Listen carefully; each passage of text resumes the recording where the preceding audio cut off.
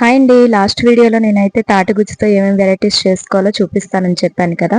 ఈ వీడియోలో అయితే మీకు కేక్ బేకింగ్ చేయడం ఎలాగో చూపిస్తాను. రండి వెళ్దాం. Welcome back to Jessie vlogs. మనమైతే ఈ కేక్ బేక్ చేయడానికి ముందుగా కావాల్సింది ఇడ్లీ రవ్వ అండి. 2 కప్పులు ఇడ్లీ రవ్వ తీసుకుంటే 3 కప్పులు వచ్చి తాటి గుజ్జు తీసుకోవాలండి. దానికోసం నేను ముందుగా ఇడ్లీ రవ్వనైతే తీసుకొని 2 గ్లాసులు దాన్ని మన ఇడ్లీకి ఎలా అయితే నానబెడతామో అలా నానబెట్టుకోవాలండి. ఒక 1 అవర్ అయినా సరే. నేనైతే ఇడ్లీ రవ్వను బాగా వాష్ చేసి పక్కనైతే నానబెట్టి పెట్టుకున్నానండి. ఈలోపు మిగతా ప్రాసెస్ అంతా చేసుకుందామండి. 1 గ్లాసు బెల్లం తీసుకున్నానండి. దాంట్లో ఒక 2 స్పూన్స్ అయితే షుగర్ తీసుకున్నాను. ఇలా తీసుకోవడం వల్ల మనం తినేటప్పుడు నోటికి అంటుకోకుండా ఉంటుందండి. మనం ఏ గ్లాస్ మెజర్తో అయితే బెల్లము తీసుకున్నామో రవ్వ తీసుకున్నామో అదే గ్లాస్ తోటి మనము 3 కప్పులు మనం తాటిగుజ్జు తీసుకోవాలండి. ఈ బెల్లంలో ఈ తాటిగుజ్జు వేసి బాగా ఉండలు లేకుండా బెల్లం అనేది బాగా మెత్తగా మ్యాష్ అయ్యే వరకు కలుపుకోవాలండి.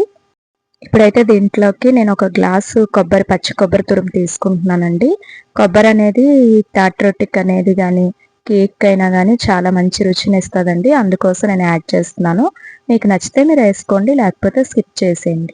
ఇప్పుడైతే మనం ముందుగా నానబెట్టుకున్న రవ్వ అనేది ఉంది కదండి, దాంట్లో ఉన్న ఎక్సెస్ వాటర్ అంతా తీసి మనం ప్రిపేర్ చేసుకున్న తాటిగుజ్జులోకి ఈ నూకంతటిని కూడా మనం ఇందులో యాడ్ చేయాలండి. ఇప్పుడు దీన్ని బాగా ఉండలేకుండా మిక్స్ చేసుకోవాలండి.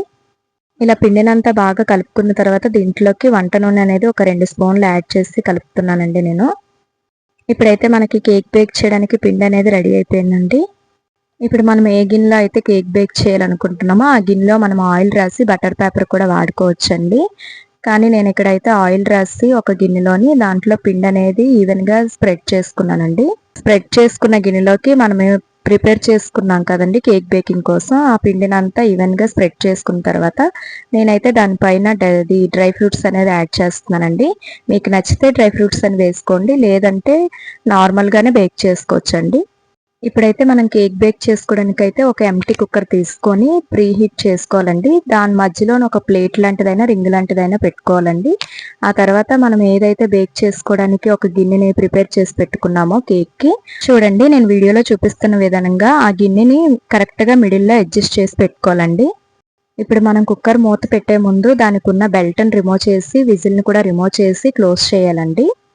క్లోజ్ చేసిన తర్వాత మనమైతే మీడియం ఫ్లేమ్లోనే పెట్టుకోవాలండి. కేక్ అనేది ఎప్పుడు కూడా మీడియం ఫ్లేమ్లోనే కుక్ చేసుకోవాలి. మనకైతే 2 అవర్స్ పడుతుందండి.